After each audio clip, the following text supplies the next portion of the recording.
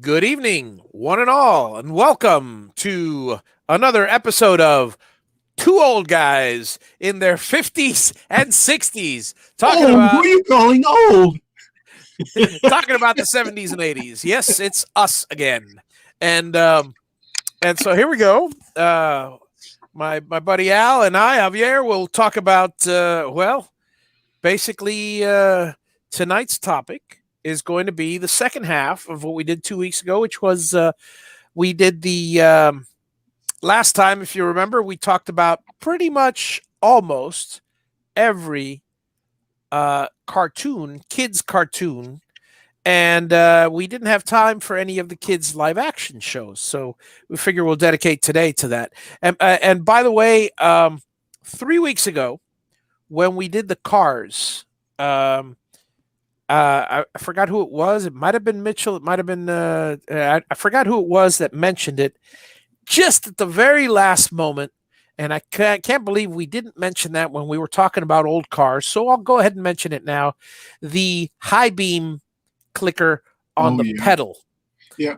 I even mentioned a radio station changer that was not on the left side like the high beam was, but this was on the right. You could actually go off the accelerator and kind of click it. That is, I guess it was on the right. I don't know. I could have been on the left too. But Jim is asking where the compactor is. I guess that's the trash thing you had before, the background, or yeah. The last show that I was in had the guest on it is building Maker 238 is building a pool out of a trash compactor. And that's what I had in the back. I had a trash compactor. Different show, different topic. And speaking of different show, here we go. Let's go ahead and jump into it. There's going to be a show specifically geared toward in the near future toward all the Grammar Rock and all the after school specials. So I won't mention those. But let's see. How about let me start with I've got an alphabetical list, and one of the first things on the list is there's a show that, frankly, for all you sci-fi fans, I used to love this show. It's called Arc 2. It was about. In fact, let me read to you the actual beginning of the show. This is what the show said in the beginning. You know, it described the whole. It's one of those shows that describes the whole show. It was like a utopian. For millions of years, the earth was fertile and rich. The pollution and waste began to take their toll. Civilization fell into ruin. This is the world of the 25th century. Only a handful of scientists remain, men who have vowed to rebuild what what has been destroyed. This is their achievement. Arc 2, a mobile storehouse of scientific knowledge manned by highly trained crew of young people. Their mission? To bring the hope of a new future to mankind. You know, and then so Jonah, Ruth, Samuel, and Adam. If you can, I mean, hey, talk about biblical names. Those were the characters in Arc 2. And even back in the 70s, there was they call it a racially mixed stuff. It was so new, well, Star Trek had been doing it, but still. And the really cool thing that I remember is that everybody was in these white, I think they had some brown stripes on the side, these white like jumpsuits kind of thing, all spandex, and they had the 70s hairstyles and stuff. But anyways, it was really cool because the Arc 2 kind of looked like the Disney monorail. A large, well, actually about the same size, a Disney monorail on wheels, and it was like a very, very long kind of bus with wheels, and it would, like if a tram and a Disney monorail had a baby, that's what it would look like. Had that nose in the front. It was a cool show. I mean, that one, and we'll talk about this when we talk about sci-fi shows. But it's very reminiscent and the same years as Space 1999. Loved Space 1999. Oh, fantastic, fantastic. All right, so that was Arc 2. Let's see what else we got. We got do you remember Big Blue Marble? Yes, I do. But I don't remember any of the. Yeah, it's tough to a lot of these. I'm going by the names, and a lot of these are just they're tough. Bigfoot and Wild Boy. Nope, not that one. Yeah, that one was rather. It was an interesting show, and all these, Big John, Little John. I don't remember half of these. Now, obviously, we had mentioned this. I think we mentioned this last show. Is the Bugaloos? Yes.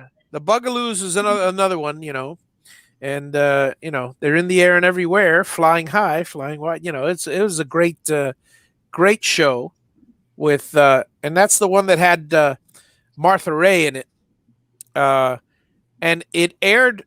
It was an American. Oh no, yeah, that was the Bugaloos, and then sorry, I'm clicking the things here. I'm trying to follow along here. So yeah, Martha Ray. Oh, and Billy Barty was in it also. So yeah, Billy Barty. Let me tell you, Billy Barty has got to be one of the iconic characters of the 70s for me. I mean, he did so many things in what were you going to say, Al? Did you know that Phil Collins almost landed the role of IQ in the Bugaloos? Oh wow, that's funny. Yeah. I did not know that. And Billy Barty. Let me see now. Let me get. Wasn't Billy Barty? I know Billy Barty also did a show called I think it was Mr. Big or something like that. He played Mr. Big in one of those shows. Wasn't Billy Barty? Or am I thinking of somebody else in Wild Wild West as oh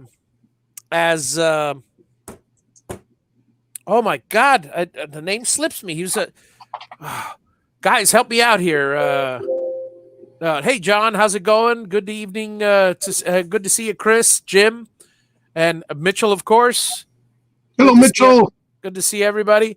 And everyone else, of in course. The chat there. What was it? My God, why am I thinking Legopolis or Loveless? Miguelito Loveless. Wow. Was he Miguelito Loveless?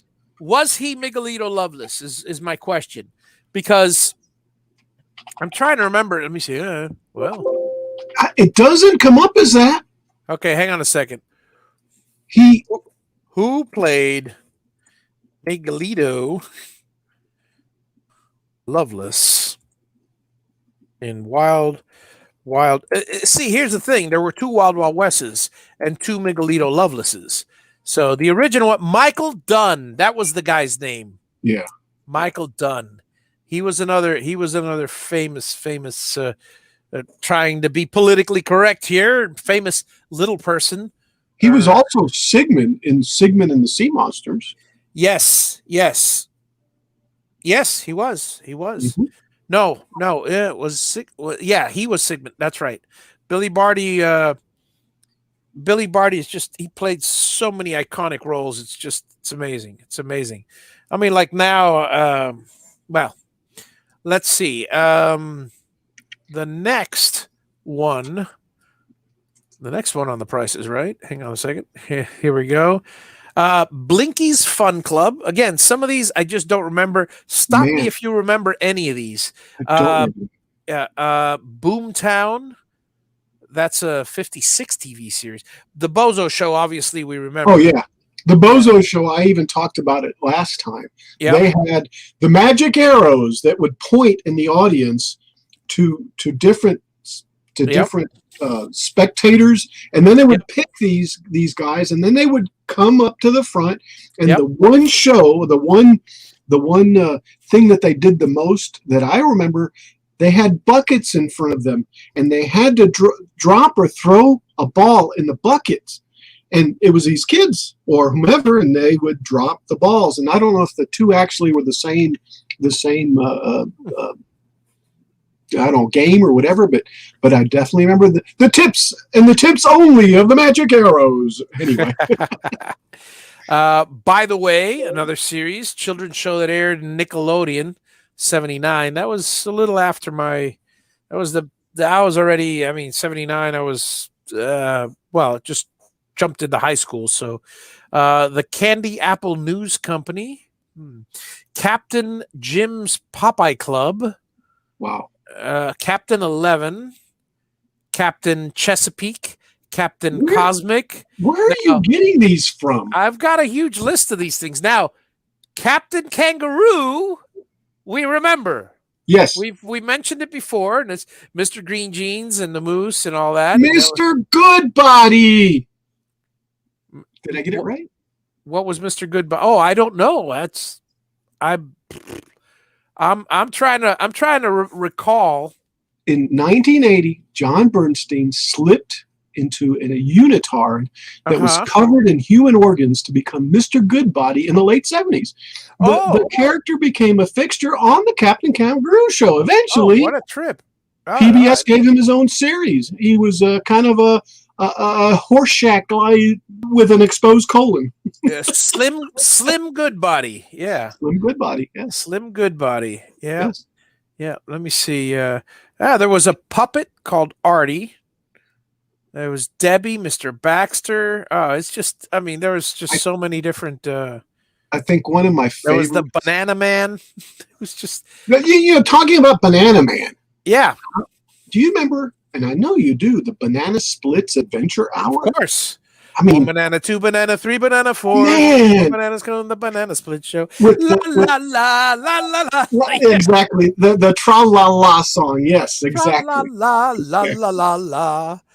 Yeah, that was, they had some, I got to tell you, and we're going to talk about commercials another day, but there were some iconic songs for those. Going back to the Tra-La-La song, okay, it hit the charts in 1969, and then a punk cover version of it by the Dickies made it a top 10 song a decade later. Incredible. How's that? Let's see here. Captain Noah and his Magical Ark. Drawn a blank. CB Bears. Totally. I do remember CB Bears. It was trying to remember. It was well, actually that's more animated. I don't know why they have that on this list, but it's an animated show. But it was the CB Bears. CB Bears. Yeah, let's see. The Children's Hour. The Clyde Frog Show. Well, that's one I don't know. I don't know that one either. Commander Tom Show. Commander Tom and his friends. Again, cover to cover. Curiosity Shop. Well, Discovery's been on for quite a while. Discovery, the show, since 1962. And, this is the original Discovery. This is from 1962 to 1971. And it's a Sunday. It's one of those Sunday shows that most anybody doesn't watch. Now, I've mentioned this one before, Electra Woman and Dyna Girl. I was very fond of that show. Very fun. Anything to do with sci-fi. Ark, Space 1999, the Electra Woman and Dyna Girl, even the Lost Saucer. The Lost Saucer with, let's see here. Far Out Space Nuts. I forgot to mention that one when I was talking all about the Croft Super Show, because that's another one that was on the Croft Super Show, is Far Out Space Nuts. It only had 15 episodes. Is it anything like HR Puffin stuff? Yeah, but in space. It's more like Pigs in Space. It's HR Puffin stuff in space. It's basically like Pigs in Space, The Floppy Show. The Floppy Show. I don't know the Floppy Show. I don't know if any of you guys out there know it, but Garfield Goose and Friends. That one probably is like Arthur and Company for in Miami, because it's one of those local shows. It's Chicago. It's a Chicago show. Yeah, that's kind of like Giggle, Snort Hotel, which is also a local Chicago show. They had puppets and exactly. The host was Bill Jackson, and he had a weird kids show that earlier was called BJ and Dirty Dragon Show. Interesting. And he had a few characters called Blob, something like that. Yeah, eventually it became syndicated. I mentioned this one. Last time. I barely mentioned it, but it's called the Ghostbusters. This is 75, well before any of the Ghostbuster movies. It was called The Ghostbusters. It was a live action sitcom with, of course, and I said it before, Larry Storch and Forrest Tucker. The same two guys from F Troop. And that was pretty good. The Giggle Snort Hotel. Yep, the Giggle Snort Hotel. I don't know that one. I've never seen that one. Really? Yep. Yeah, that one. See, I lived in Chicago during that time period, so to me it was. Now I can't say I really remember it that well, but I remember that it was like. It was also Bill Jackson. Yeah. I'm going to say it was like a cardboard, 70s looking background with puppets in the front. That's exactly what it is. A guy with a big nose, kind of looks like an orange Alf. But anyways, Clown Alley, BJ and the Dirty Dragon Show, So Go from 1973. Again, I have no idea what that. Now, the Harlem Globetrotters, I remember. Saturday morning show featuring the players of the team. And I'm not talking the cartoon, but they did have a cartoon also. But the Harlem Globetrotters, they had, I used to watch them. That's how I got into the Harlem Globetrotters. They actually came to Miami to play. And I was so happy that my parents took me there. It was funny as hell. And I was a little bit confused because I was quite young. First time I seen the Harlem Globetrotters play, and I go, how come my mind was going, I must have been 10 years old. How come this ref doesn't kick them out? Because they're really making fun of this ref, and how come and those other players, they're really, I can't say they're bad, but it was all an act. It was all a show. And I didn't know that. It was kind of like wrestling in the beginning. When I first saw wrestling as a kid, I thought it was all real. And I go, holy crap. I didn't realize that while it's semi-real, there are certain precautions that they take, and it is mostly for show. But anyway, Hocus Pocus, another children's show, not to be confused with the Hocus Pocus movie. Or the new Hocus Pocus 2 that supposedly is coming out, rumored to come out soon or whenever. Children's television show. One science fiction cartoon show that you've forgotten. Which is that? A science fiction cartoon. Sci-fi. Well, I wait a second. Didn't mention Star Trek. There you go. There you go. Week. I know that. I mean, I knew once you said that. I mean, that's exactly what I have all the episodes. Yep. I have them on Laserdisc.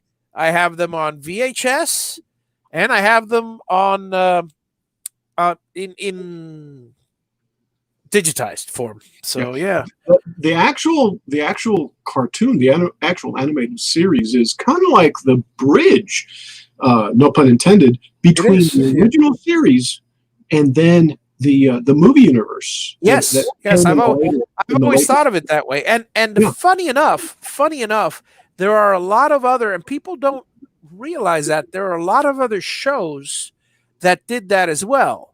I'll give you an example: the Brady Bunch. The Brady Bunch, after they finished the Brady Bunch series, Hanna-Barbera or whoever it was that did it, probably Hanna-Barbera from the look of the design, they did the Brady Bunch Kids. All right. Mm-hmm. Yeah, they sure did. And that went on for quite a while. And then after that, they did the specials, and then and obviously after that they didn't do any sequels or anything. They did a few sequels of the Brady Bunch, but things like there have been a lot of cartoons inspired by regular shows. Sabrina the Teenage Witch, clearly from Bewitched, and there were some other cartoons that quite a few. Well, the Harlem Globetrotters was after the Harlem Globetrotters show. The Osmonds, they had the variety show first. The Osmonds, and it was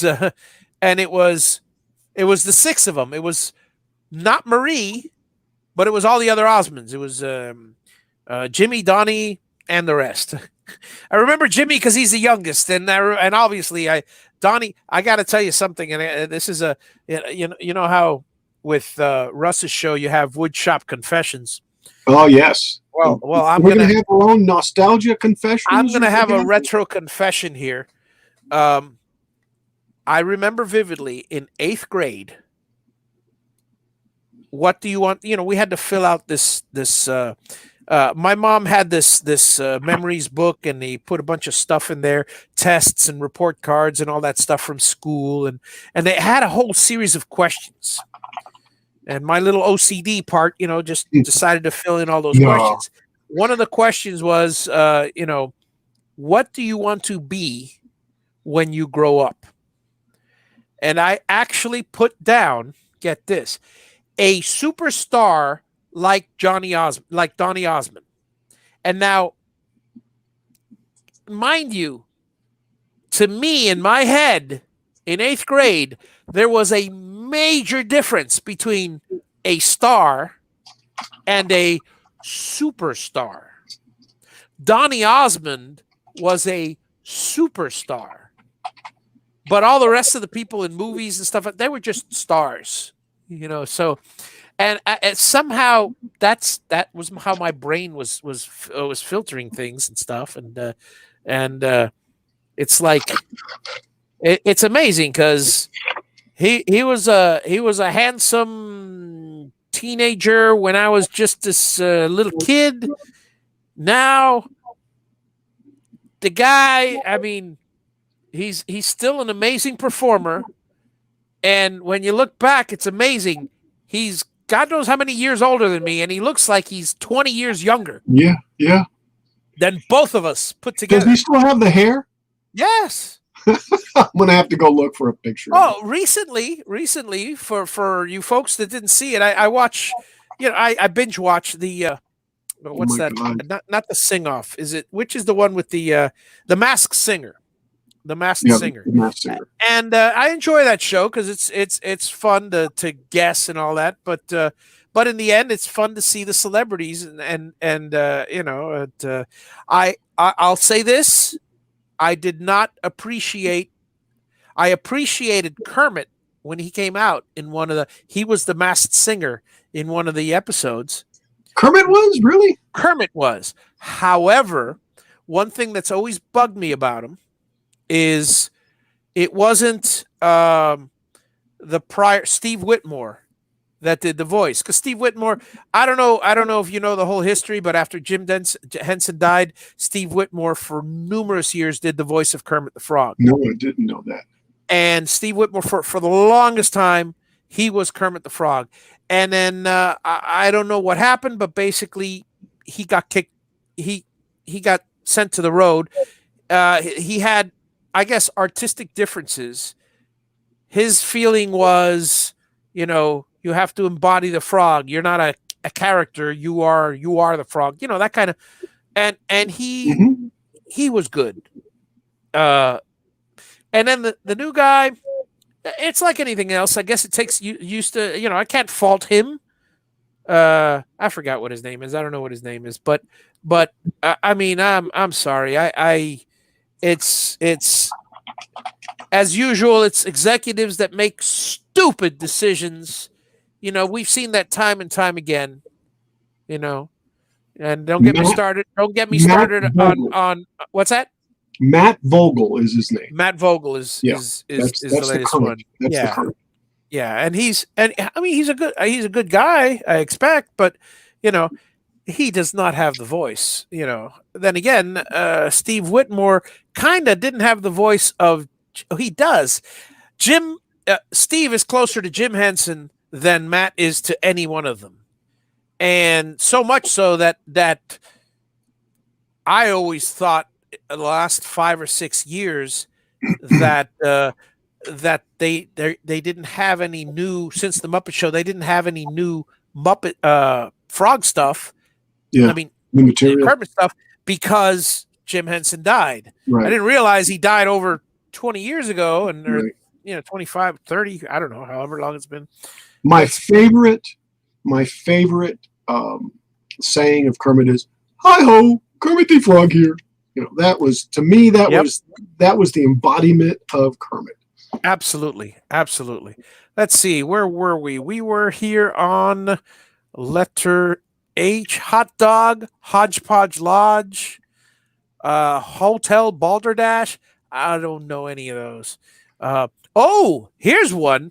Now, this is not so much. It is kind of a kid's show, but do you remember In the News? I believe it was CBS. No. It had a globe that rotated, and then the words "In the News," and it was like a short little 60-second thing. And pull up on your I'm not gonna, because I don't know if there's any copyright problems, but pull up on. Let me see, YouTube. In the News. Yeah. Cartoon. Was it cartoon? No, it wasn't a cartoon. In the News intro, 1970s. Well, I remember the intro, but if that's what you mean, yeah. Yeah, it was always it wasn't a cartoon. It was a Saturday morning info brief. In the news this week, or it was kind of like how, I don't know if you guys watch Decades. I'm very fond of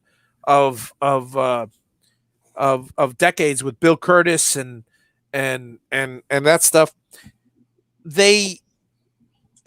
It's kind of like this time in history, that kind of thing. Well, that's pretty much like what I mean. That's a little smidgen of what in the news was.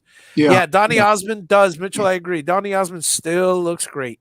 Yeah, Christopher Glenn did that, I believe. 15 seasons of it. It was incredible. In the News, I grew up. My youth was In the News, and then whatever happened, hey, I got a little glimpse of it. I was a kid. I didn't understand what's going on in the world, but it's interesting getting that perspective. That was the intent. It was an attempt to explain the essence of complex news stories to children, and you might engage a real young audience. Well, you have to do it. The video clips and there were special interest stories and stuff, but I don't remember it at all. Oh, yeah, the thing is, you're a few years older and only 5, but still, it's amazing how those 5 years make a heck of a difference. Inside Out, I don't know that one. It was on PBS. It's another educational show. Let's see, Jabberwocky. That sounds familiar, but I don't remember. It's an American daily television program designed from 5 to 10 years old. Went into national syndication Monday through Friday. It was in Boston. So Jambo, which was a wildlife anthology television series. Again, drawing a blank. This one I watched. Which one? When I mention it, you may or may not see a connection. Well, come on. Jason of Star Command. Bum, bum, bum. Okay. Listen carefully. Jason of Star Command. Let me wait. No, don't pull it up. Don't pull it up because I want to tell you something before you see the characters. I still haven't hit enter. I still haven't hit enter. It was another one of those shows like Arc 2 and Space 1999. It was basically it was very Space 1999-ish, all white and jumpsuits, spandex, and this and that. Sterile. Now, and they had these coils on the sides of the door where you wave your hand and that's what would open it up. Very Star Trek-ish. Sounds like Doctor Who. There was a character on the show. That he was like I forgot what he did on the show, but for the longest time, I think he was like a professor kind of thing. There was a character on the show which I go, man, this is one of my favorite characters. I'm getting to it. I don't want to bury the lead here. I saw that show during the 70s from 78 to 79. It was on Jason of Star Command, and I watched it like I did all these other shows. I was really hooked on it. I was 13 years old. I loved that. That was a prime time. This character, I did not recognize him until Star Trek the motion picture came out, and Scotty came out wearing a mustache with great hair, mustache, and I go, oh my God, it's him! James Doohan. Was I found on it that really show. odd. I found it really odd that in Star Trek the motion picture, Scotty came out wearing a mustache. For some reason, it was like, whoa, where did that come from? Yep. It's just like Teal'c in Stargate has in the later has this the little goatee right there, and I'm like, whoa, where did that come from?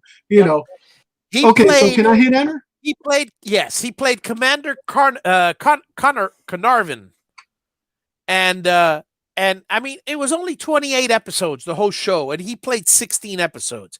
Okay. But he was there. He was a very powerful character for me on this, hardly seen show. And all of a sudden, I'm telling you, Al, one of the most indelible experiences in my life was the fact that I saw this guy week after week on that show, loved that show at the time because it was very sci-fi-ish. Yes. Did not make a single connection to Scotty. Scotty had black hair, no mustache. This guy had gray hair, salt and pepper hair, and the salt and pepper mustache. All of a sudden, Scotty's on the big screen. Yeah. I go, it's him. Well, it's him. A little bit of trivia there. Yeah. Doohan actually left the series at the end of the first season to join the rest of the original Star Trek cast in Star Trek the Motion Picture. And then he was replaced by John Russell, who played a blue-skinned, by-the-book Commander Stone. And let me tell you who else was on that series that I still remember vividly. Jonathan Harris. Professor, what's-his-face from The Lost Saucer. Not Professor. Dr. Smith? Dr. Smith. Yes. Jonathan Harris. He was on that show, on Jason of Star Command. And he didn't play a bad guy, so that was a good thing. Because it's like everywhere he played. Well, you just remember him as that good bad guy from The Lost Saucers. So anyway, that was my memories of Commander Gampu. Yep. That was my experience of Jason of Star Command. Oh man. And Joya's Fun School, don't know that one either. Kids Are People Too. That one I barely remember, but I do remember it. Sunday mornings. Kids Are People Too. It was like imagine do you remember the show with Sarah Purcell and Byron Allen and was it called That's Incredible or no, Real People? Real People. You remember the show Real People? No. Whoa. Okay. Sarah Purcell, though, sounds real familiar. Sarah Purcell. Let me see if I can pull up Real People. Hang on a second. It was a TV show, correct? Yes. It was a show from 79 to 83.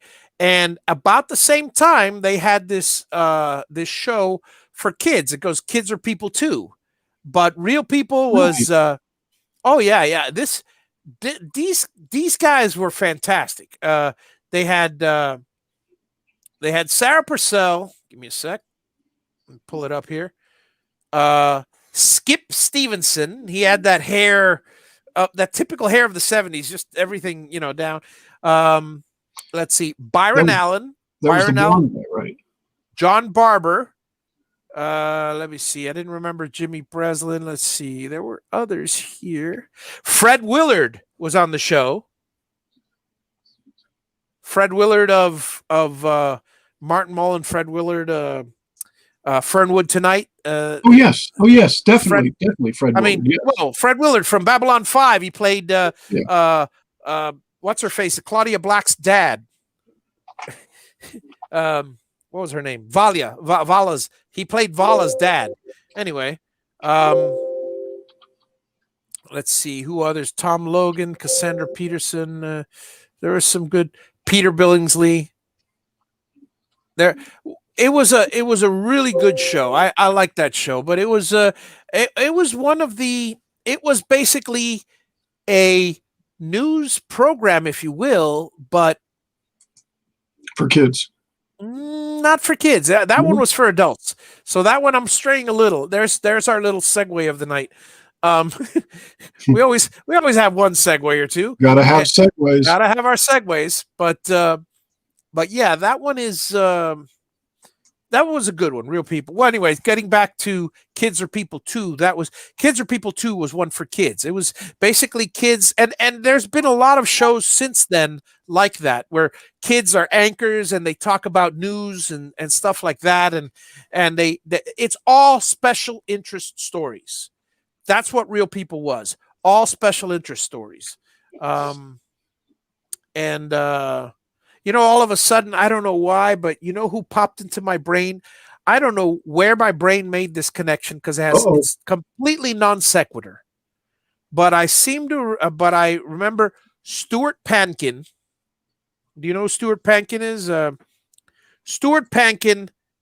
It's not the 9 o'clock news. What the heck was it called? It was the show that had this guy that was famous for oh my God, I can see his face. This is a segue, but okay, hang on a second. Stuart Pankin.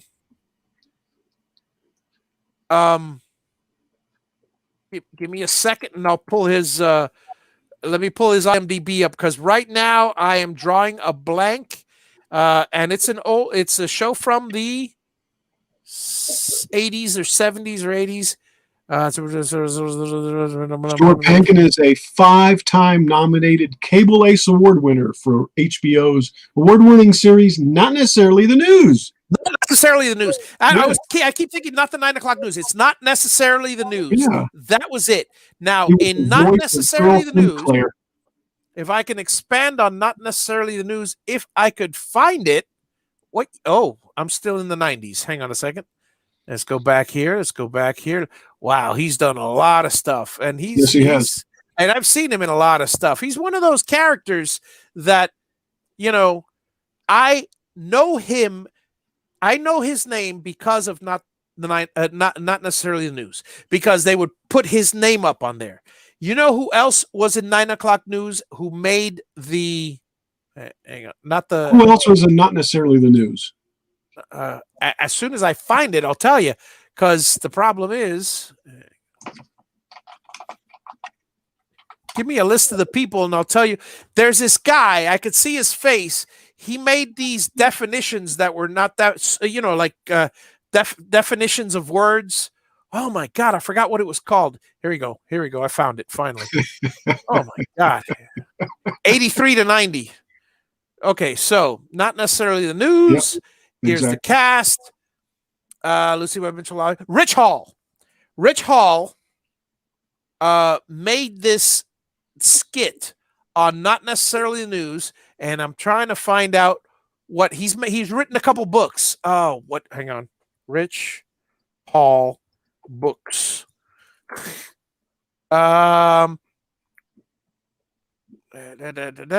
Sniglets. Yes, Sniglets. He calls them Sniglets. Yes. All right. Any word that should be in the dictionary but isn't. Mm-hmm. Right. You know, and, right. and it's man. Let me tell you. I remember Sniglets. Was it on Zoom that they did Sniglets? They've done it everywhere. They've done it everywhere. I remember, yeah, something that was called Sniglets also that was used in, today's Sniglet is whatever, I'm trying to find. Well, let me stick to the topic. We'll talk about Sniglets another day. But okay, so let's go back, and we were on the letter K. The Kingdom of Could Be You. Drawing a blank. Big time. Kitterick. Obviously, it wasn't me. Kitterick was a children's television character portrayed by Bunny Orsack on KTRK TV in Houston. So I don't know Kitterick. That was a Houston show. Korg, 70,000 BC. I do remember a snippet about that. That was a that I do remember. Yeah. Obviously, the next one is the Croft Super Show, and we've discussed that ad nauseum already. So we'll continue. Oh, the next one's the best one in the world. Kukla, Fran, and Ollie, and we have mentioned that. I mean, we mentioned that one, and it's. I mean, here's the thing. I did not see that show that often because it was.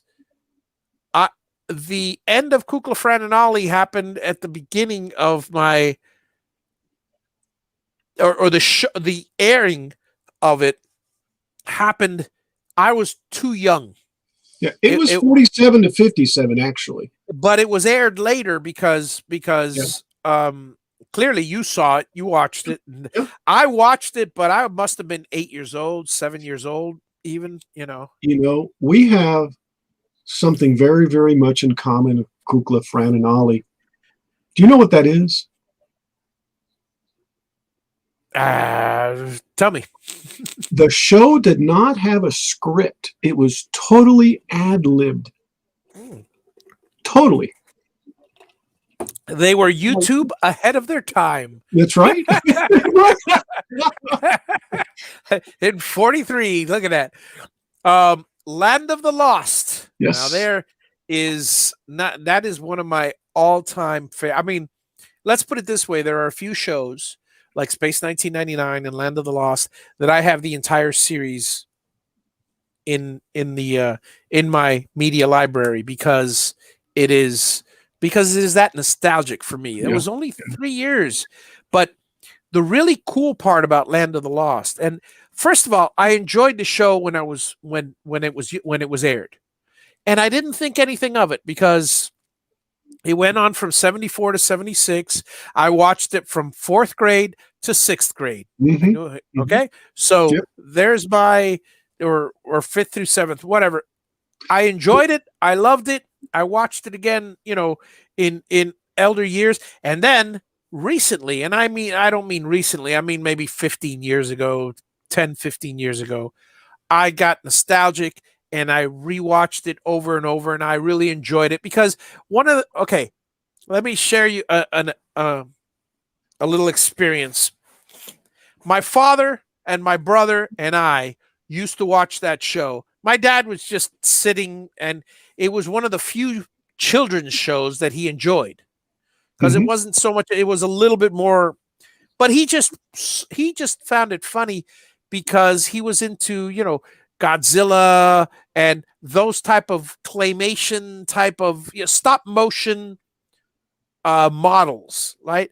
And the dinosaurs, Alice and Grumpy, I remember the whole show. Alice and Grumpy were claymation, and stuff. Yeah. First it was Grumpy, and it was always Grumpy until the big switch where where Will's father, Marshall, was replaced by Will's uncle. So and there was a character change. I don't know what went on internally, but I'll say this.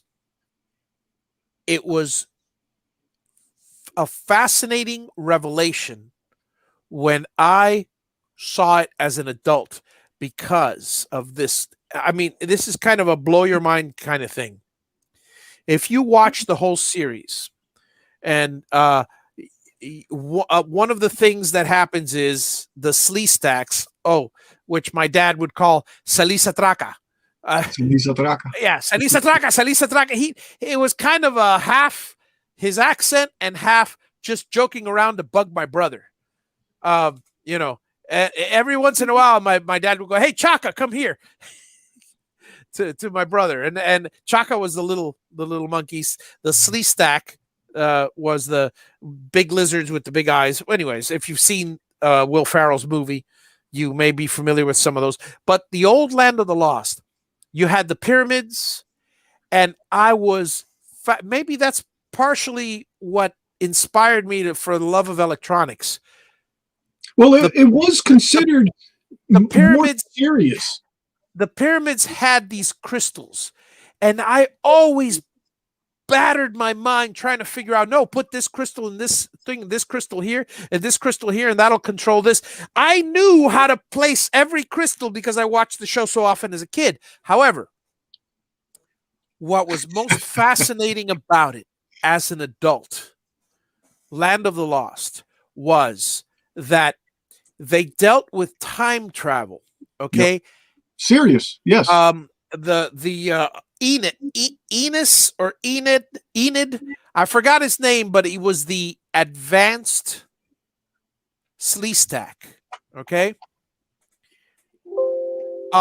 There was a point in the show where Enos thought, whatever his name was, I forgot here, let me pull up his cast, slee stack.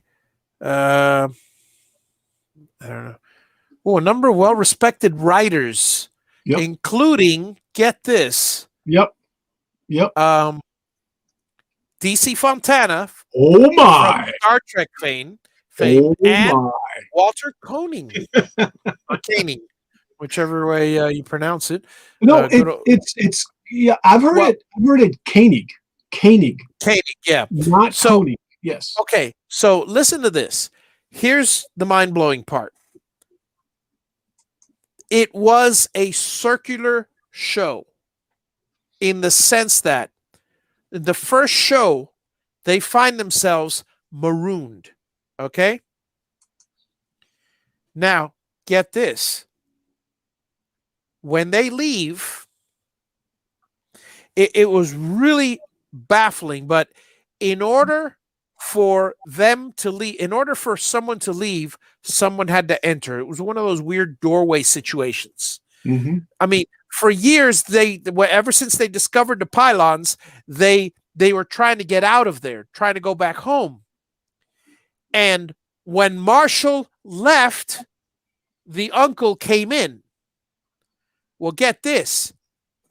When Will and Holly, the kids, and I had a crush on Holly, Will and Holly and the uncle, I forgot his name again. The uncle left the very last episode. They left, and at the same time, the past Marshall, Will, and Holly came in. So they got to leave and go home because the past Marshall, Will, and Holly came in. It was the weirdest convolution of time, but it was, if you really, I mean, it was fascinating. Absolutely. I love watching that show because you would think, oh, they never ended it. They did. They ended it by having them leave, but at the same time, the old people came in, that was the end of the series, which was the beginning of the series. Yeah. I don't know if I've explained myself well, but watch it, and I just time travel is well, I think as Janeway put it, gives me a headache. I was going to use a number of them say that in Star Trek. A many splendored thing. It sounds like a soap opera, don't it? It is. All right, so that's Land of the Lost. Let's breeze through the rest quickly because we are. What time is it? 9:50 or 10:50. Yeah, 10:50. We got quick time. Let's see. Larry Smith Puppets. Never heard of it. Lassie, of course. Oh yeah. Call him Lassie. No, that's Flipper. Lassie. Yeah, they call him Flipper. Okay, Lidsville. Lidsville was fantastic. I was with Charles Nelson Riley. Bunch of hats. What's that? Yep, all hats. The Lorenzo Show. Never heard of that. The Lost Saucer. Mentioned it before. Ruth Buzzy, Jib Neighbors. Great show. Not that many episodes, but great show. Lucy's Toy Shop. Again, never heard of it. Columbus, Ohio. And it broadcast 11 years. The Magic Door. Jewish Educational Television in Chicago. The Magic Garden. The Magic Window. I don't know any of these. Magic Land. Make-A-Wish, a TV series. No. Marlo and the Magic Movie Machine.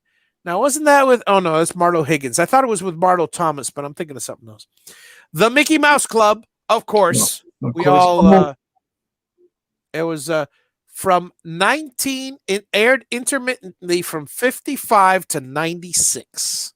And we spoke about that last week, of course. Yes, we did. And we also spoke of Mr. Rogers' Neighborhood. Oh, big time. And here's one. It's kind of a short, and it happened in the Captain Kangaroo show. The Most Important Person. The most important person in the whole wide world is you, and you hardly even know you. The most important person. I don't know how, I don't know why, I don't know where that came from, but that's one of those jingles that stuck in my head, and it was a little short. They did it that way by Sutherland Learning Associates. Do you know why the show ended? What, Captain Kangaroo? Mr. Cartoon, yeah. No, I don't. I do not know. Huffman retired. Mr. Cartoon. What's that? Huffman retired. Oh, 95. Yeah, that's a good one. Muggsy. Never heard of it. Mulligan Stew. Mystery Island. Do you remember Mulligan Stew? I don't remember. No, but that one's sponsored by the USDA Extension Service. That's and funny. Its youth outreach program 4-H. Incredible. Yeah. Let's see here. Let me see if anybody. Good evening, Frankie. I see Frankie showed up. Hey, here. Frankie. And let's see what we got here. NBC's Children's Theater. Now, see, that one sounds real familiar. Yeah, I drawing a blank again. Once Upon a Classic. Again. Yeah, now that one. See that one? That one I don't know. That one. Oh, as soon as it's getting hosted by Bill Bixby. Yes, I do know it now. Yeah, I mean, there's some things you don't Bill forget. Bixby, there's Courtship of Eddie's Father. Courtship of Eddie's Father. The Hulk is classic. Good old Bill Bixby. J.P. Patches, a clown. That's an old show. 58 to 81. Holy cow. Picture Pages. Oh, there's another one. That was fantastic. That was presented by Bill Cosby. I did see that one. Yeah, he was teaching lessons in okay, hang on. Here goes, because it's in my head. This curse of eidetic memory. Picture pages, open up your picture pages, open up your pencils and your crayons. Picture pages, something, picture pages. Something, draw another picture page with you. I may have gotten half the words wrong, but that tune is right. But better than I did. Picture Pages. I cannot believe. I mean, this is what the show's all about. All of a sudden, you see something that I got to tell you. Let's see. We're talking 1978. Mhm. Okay. So Only 2 years. 44 years. Okay. 40. Is that correct? Yes. Yep. 40. Yep. 40, 40, 42, 44. Yeah, 44. 42 years. I haven't heard that. I mean, No. because I certainly haven't heard it since. And still sticks those kind of thoughts. It's incredible what the human mind retains. Incredible. You know, Mhm. you think that you learn all this new stuff and and no, you don't forget the old, or most of it anyway. It's in there somewhere. Yeah. It's getting it Pinwheel. out there. Yeah, Tough. Pinwheel, never heard of it. Popeye Playhouse. That one I remember. I oh, now I remember it. It's WTVJ in South Florida, 57 to 79. Remember how I said Popeye played in the mornings? Yes. It was through Popeye's Playhouse, where they had the Popeye's Playhouse, and they would play Popeye cartoons all day long. Popeye Theater with Mr. Mac. That's a Cleveland show. Never heard of it. Professor Cool, Baltimore. The Ramblin' Rod. Ramblin' Rod Anders, Oregon. Razzmatazz. Never heard of. Never. If I heard of it, I don't remember it. Rebop again. The Red Hang Gang. Rocket Ship 7. Stop if you know any of these. I certainly know the next one. The next one, yeah, the next one. Romper Room. Romper Room. We all remember. I mean, everybody knows Romper Room. Everybody, well, 53 to 94, and 94. See, 94. Those kind of things are amazing, because it's like Romper Room is something that I would watch maybe from 65 to 70 at the most, because Romper Room was a little kid's show. After that, I don't turn to PBS except for the occasional Sesame Street. Other than that, or Electric Company, I mean, I did watch those shows more, and Mr. Rogers, but not Romper Room. And so it's so funny that we remember that it was on for that long. Well, syndication is a wonderful thing. That it is. Run, Joe, Run. No clue. Run Around, the game show. Where is he? Rusty Nails. Where is he? Where is he? Where's who? Where's Rusty Nails? Isn't that Russ Meadows? Oh, yeah, hey, that's right. Russ Meadows is Rusty Nails. Huh? Sabrina the Teenage Witch. Oh, that was animated. That was animated. Secrets of Isis. That was another good one. Secrets of Isis was along with, you remember Captain Marvel. I mean, not Captain Marvel, Shazam. Shazam, yeah. Shazam, which is coming up. With Shazam and Secrets of Isis were both in the same universe, and it was fascinating. Sheriff John, in here, never. Sigmund and the Sea Monsters, we've talked about. Lots. Space Academy. Star Year 3732. Space Academy located on an asteroid. Brought together the best young minds, including several and special skills and abilities, to explore the mysteries of space. Absolutely. Good. I'm glad to see I'm not the only one with that kind of memory. And I can read too. No fair. Special treat. Studio C. I do remember Studio C. That's Cat. Think About. Again, I'm rattling these on because I have no idea if anybody out there remembers any of these. Thunder. Tubby and Lester. That's a good one. Oh, again, in the S's, I didn't mention it because it's not on this list, but locally we had a show called the Skipper Chuck Show, and I've mentioned that before on because it's amazing they don't have that show here. But the Uncle Al Show, and not to be confused with the Uncle Al, the Kitty's pal, Alan Sue's show. Uncle Croc's Block. Wow. Vegetable Soup. Via Alegre. Oh my God. There was a show called Via Alegre, Spanish and English, debuted on PBS. Be alegre. Be alegre. There was oh my God, there was a grandma in there. It reminded me very much of Que Pasa USA, the show, but there was a show called Via Alegre, and it was one of those shows where they did like Sesame Street does all the time. They would talk half in one language and half in another, and say the same thing twice. Whimsical bilingual is what it was. Era bilingüe whimsical. Yeah, okay.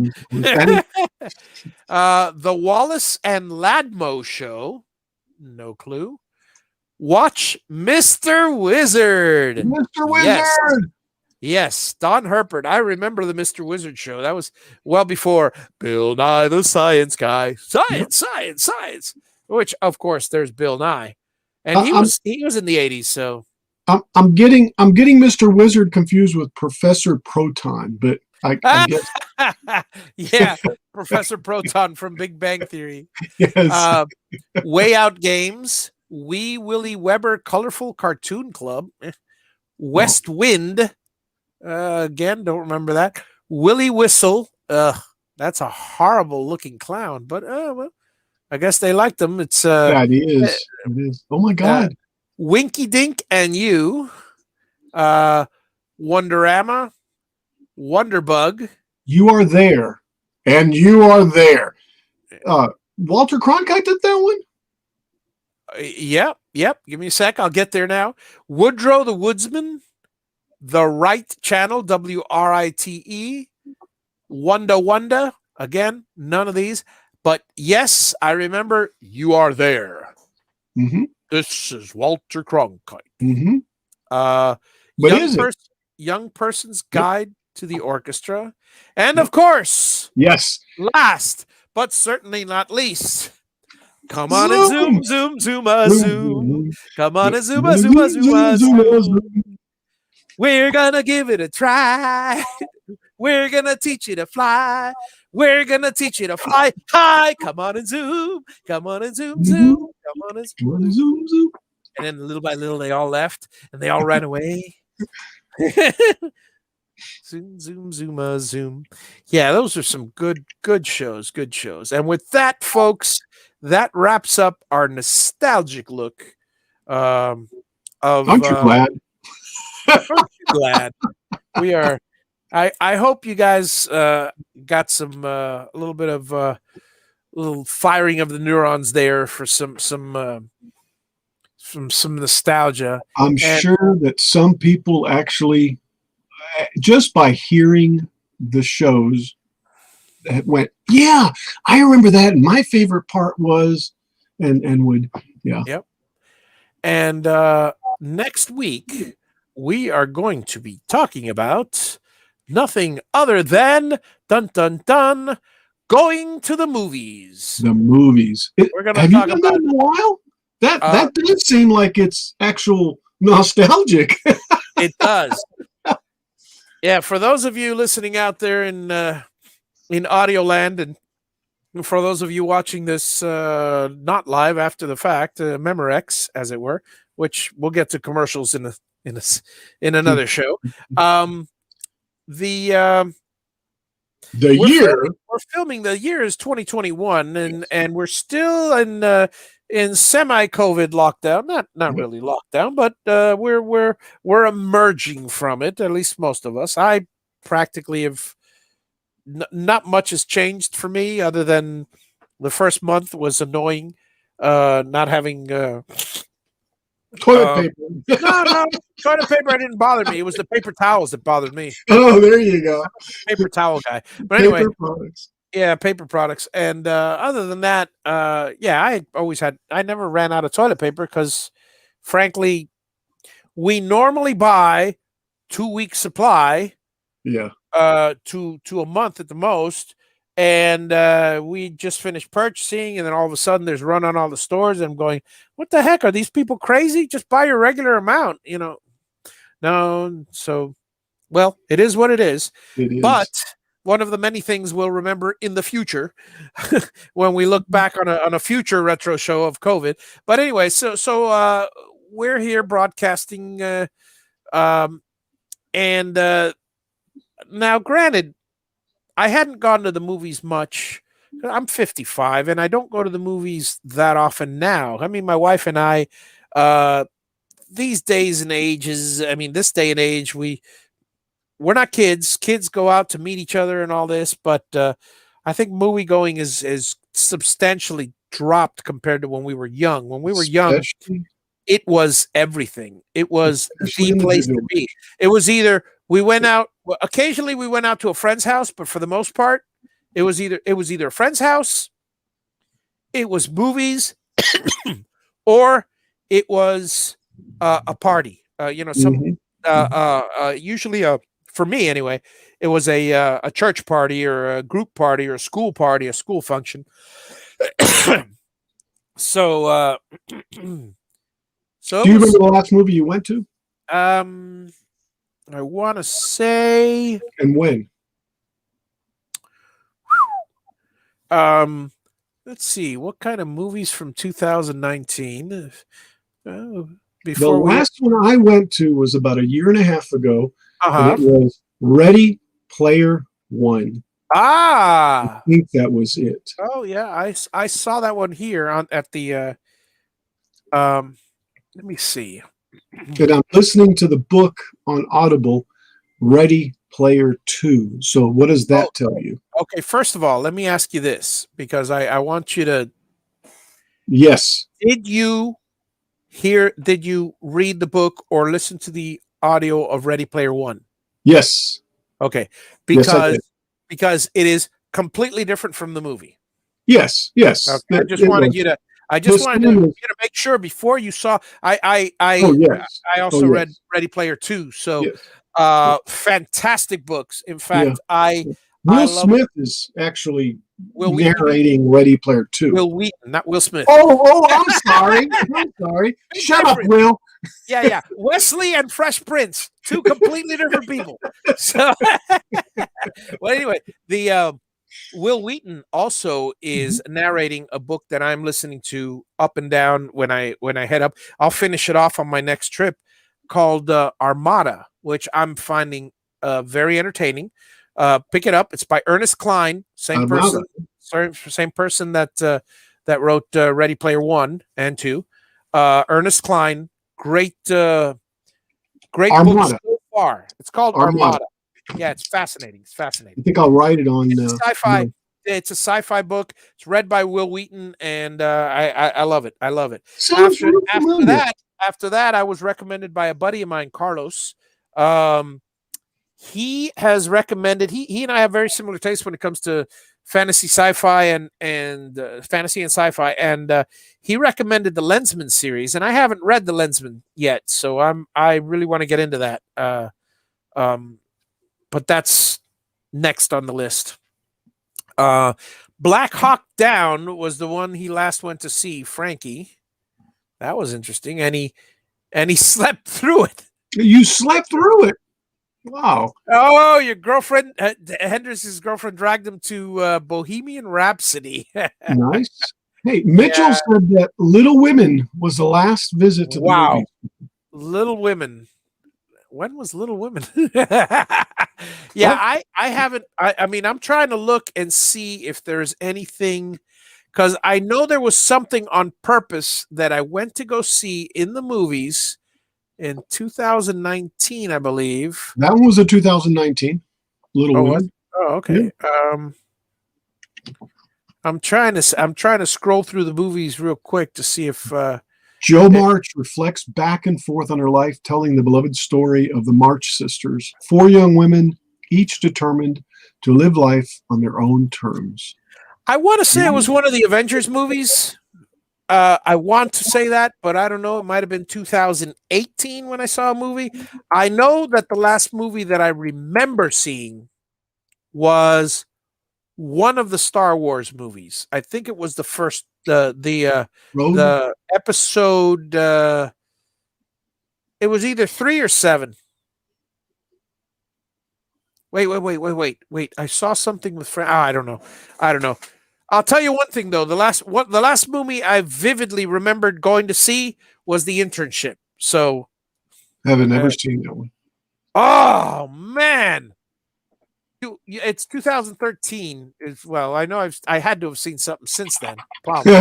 But Al, you've got to see the internship. All right. Well, we'll chat privately. So, folks, thank you one and all for coming to the show once again, and again next week is going to be going to the movies, and we'll talk about that was a good segue. Movie theaters in your area. Wow. What they were like, double features. Yeah. We'll talk about double features. We'll talk about the cartoons in between. We'll talk about the non-commercialism of them, the price of popcorn back then, drive-in theaters, and the actual movies from the 70s and 80s. We'll throw a few there on the list. You just said the whole show for next week in 5 minutes. There's a lot more than that. Oh, okay. A lot more than that, and we'll expand on it all. Okay. So you guys have a wonderful evening, and Mitchell, just there's a lag, and I just said drive-ins, and then a few seconds later I see Mitchell. Of course, she puts in drive-ins, and then we are of one mind, her and I, with a lot of stuff. It's so funny. It's nice when some of you folks feel free to throw out anything you want in the chat room, because we really enjoy it, particularly when, like a few weeks ago, when we were doing the car thing and the clicking the lights. That is something that's just so obvious in our mind, and obviously 70s, and I glossed over it. There's just so much. There's so much. Yeah, and we're so used to now just kind of flipping the I don't know, whatever the little lever is called. Yeah. The lever. You're right. The turn signal lever, whatever. Well, folks, have a wonderful week, and we'll see you all next week. Same bat time, same bat